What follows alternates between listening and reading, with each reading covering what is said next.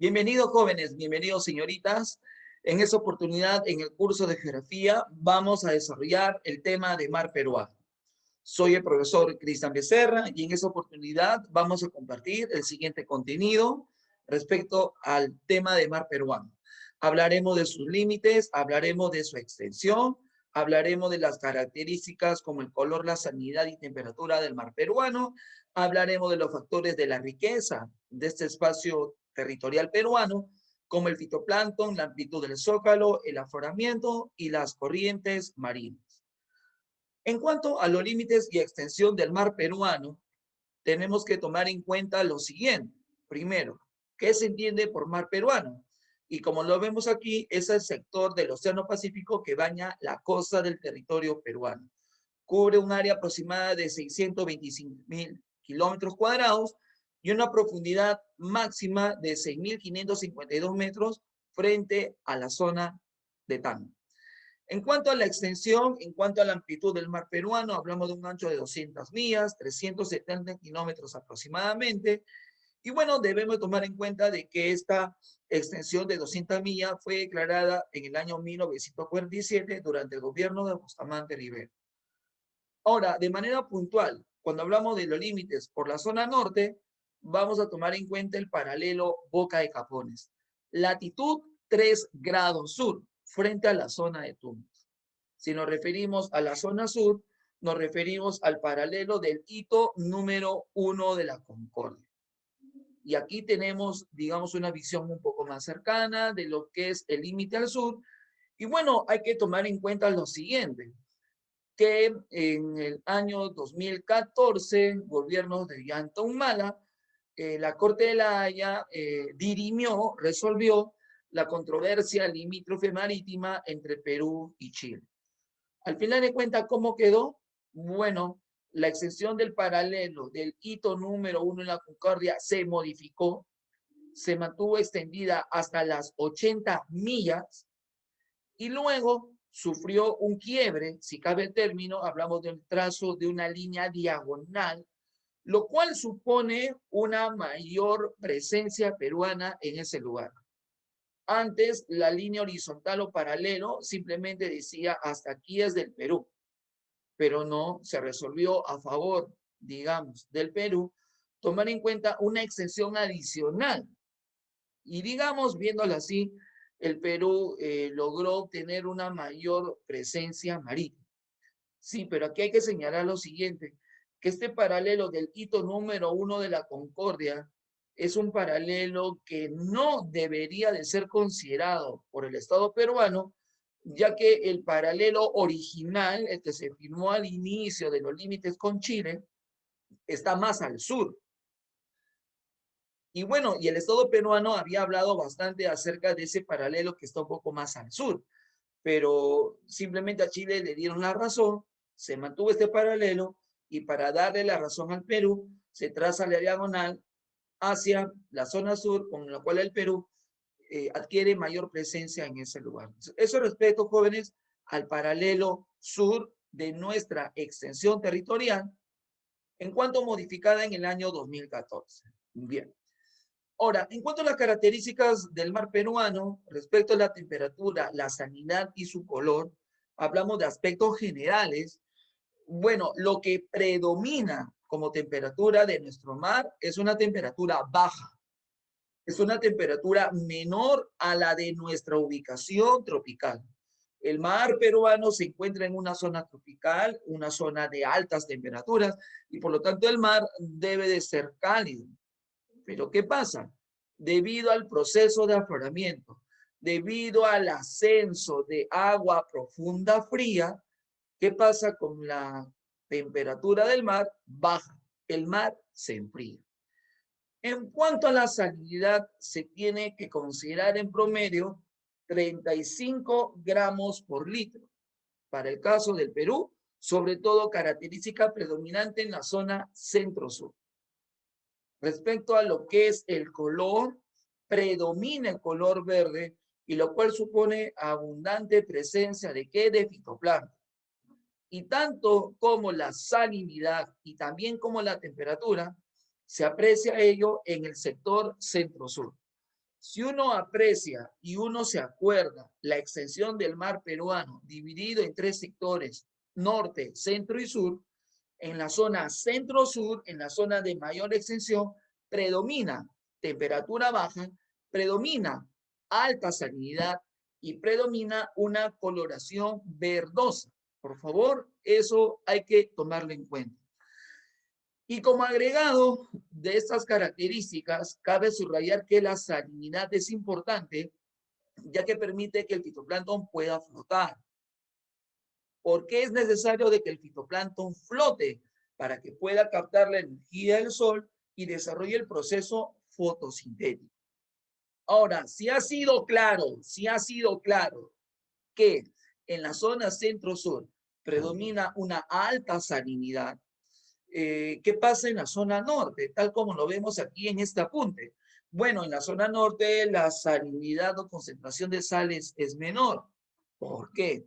Por condiciones ambientales meteorológicas, y me refiero a precipitaciones o lluvias de la zona norte, muchas de ellas provenientes de la zona oriental de la selva, cruzando la cordillera, ya que la cordillera en ese lugar es más baja, y también precipitaciones que tienen que ver con origen oceánico, lo cual también está vinculado con la dinámica de la corriente del Niño. Repito, en el norte, las características del mar son las siguientes. Al norte, mar cálido, corriente del Niño, precipitaciones en verano, gran descarga de agua de ríos en esa zona norte. Y cuando hablo de descarga de aguas en la zona norte, ¿qué pasa en el norte? La concentración de sal es baja, a diferencia de la zona centro-sur, donde la concentración de sal es alta. Culminamos por ahí el apunte. Ahora, pregunta de admisión que vino en la UNI. ¿Cuál es el factor más importante para explicar por qué nuestro mar tiene abundante riqueza biológica? Y la respuesta es el fitoplancton. ¿Por qué? Porque con el fitoplancton se inicia la cadena trófica marina. Ahí está el fitoplancton, desarrolla fotosíntesis, etcétera. Y por ahí viene el zooplancton, digamos un animalito chiquitito. Si el fitoplancton es plantita, el zooplancton es un animalito chiquitito. Y luego, ¿quién viene? Bueno, luego viene el pez chiquito, luego el pez más grande, y así comienza toda la cadena trófica marina. Entonces, recordar que el fitoplancton es el factor importante para explicar la abundancia de recursos marinos, sobre todo de origen ictiológico o si hablamos de peces. Ahora, ¿a qué se debe de que haya tanto fitoplancton? Bueno, por un lado, recordemos la salinidad que le permite a él flotar y captar la luz. Sí, pero el detalle es de que si él capta luz y va a hacer fotosíntesis, ¿qué es lo que él va a sintetizar? ¿Qué es lo que va a transformar? Bueno, ciertos nutrientes que están en la zona del zócalo continental, y esos nutrientes que están en esa geoforma submarina se incorporan al fitoplancton a partir del afloramiento. Tengo el nivel del agua, aquí está la zona del zócalo, en la zona inferior. Desde el zócalo, nutrientes hacia el fitoplancton a través del afloramiento. El zócalo concentra el nutriente y el afloramiento se lo lleva. Más la salinidad que le permite al fitoplancton flotar, generan condiciones para que el fitoplancton se pueda desarrollar. Y aquí, como agregado, como apunte, si estamos diciendo que la concentración de sal permite de que haya fitoplancton flotando, recordemos que en el norte hay menor concentración de sal. Por lo tanto, hay menor cantidad de fitoplancton a nivel superficial. Y entre comillas, una menor abundancia, aunque aquí cabe hacer la observación. Si bien el fitoplancton puede flotar debido a la presencia de sales, incremento de la densidad o lo que ustedes conocen con el nombre de tensión superficial, ¿no? Permite la flotabilidad de los cuerpos sobre la superficie de agua. Sí, pero hay fitoplancton también, digamos, presente en el agua a nivel superficial, sin sales. Tiene mecanismos propios de flotabilidad, ya sean de manera activa, moviéndose, agitándose, subiendo, cayendo y nuevamente subiendo.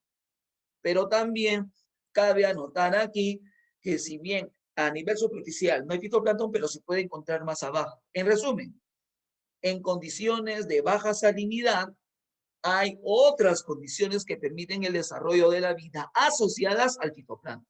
De eso no hay que tener alguna duda. El fitoplancton comienza la cadena trófica marina.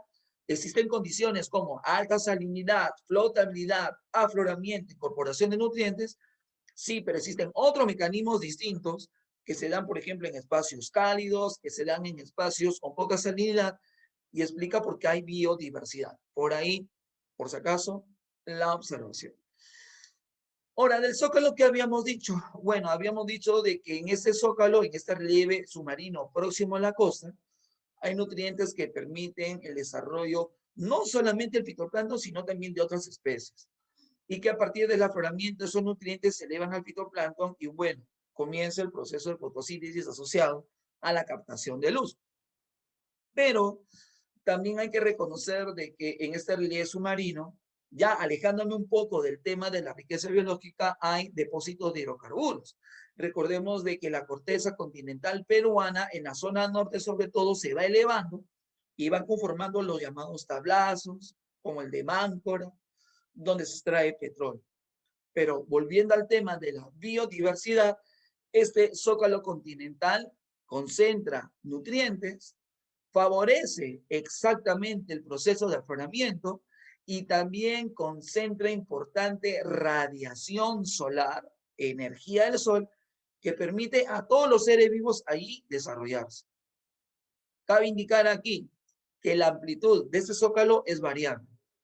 En la zona norte y en la zona sur es menos amplio.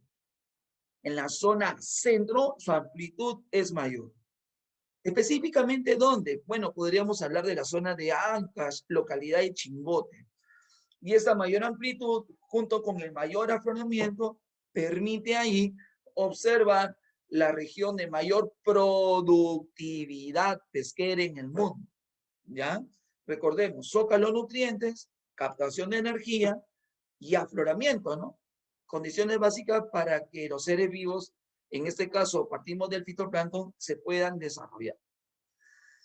Ahora, en esta imagen animada se ve ya con mayor claridad cómo es que la masa de agua asciende, esa flecha verde que está asomando allí asciende, y bueno, eso vendría a ser el afloramiento. También que se aprecia en esta imagen animada, que al momento de darse el ascenso, no solamente sube agua, sino sube nutrientes, esos puntos blancos que van flotando por ahí. ¿Y quién está en la superficie? Y en camino a la superficie, bueno, está el fitoplancton. Entonces, el afloramiento es importante, permite el ascenso de nutrientes. Y también algo que se subraya aquí, cuando sube agua, el contenido de agua que sube es fría, ya lo habíamos visto, ¿no? Porque el mar peruano es cálido, si está, debería de ser cálido, pero se mantiene frío. Y entonces, ¿por qué esa frialdad? Bueno, es por el afloramiento, ya.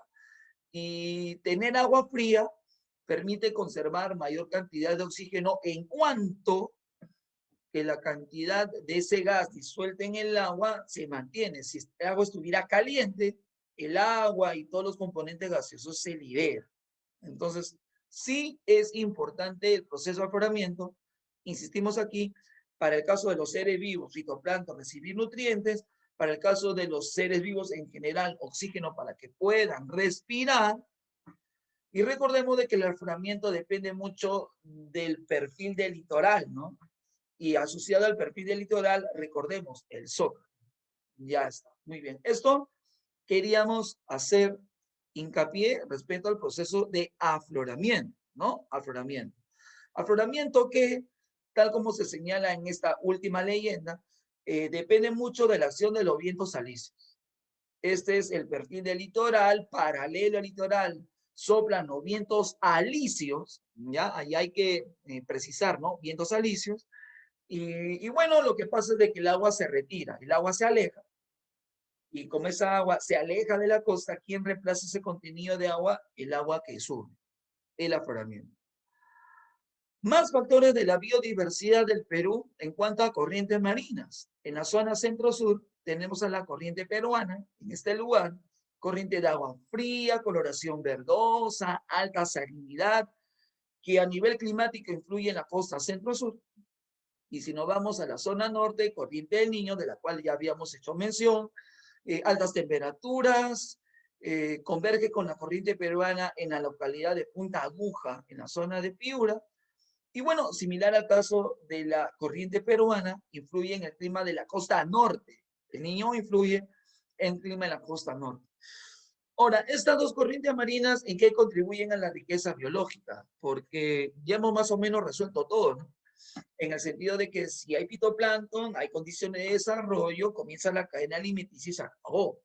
Sí, pero lo que traen estas corrientes marinas son especies propias de cada una de ellas y con esto se incrementa la diversidad de especies. Se incrementa la diversidad de especies de agua fría, corriente peruana, especies de agua cálida.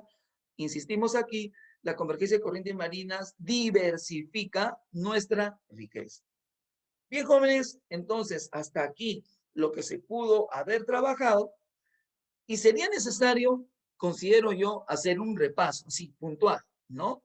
Para que, digamos, las ideas principales queden claras.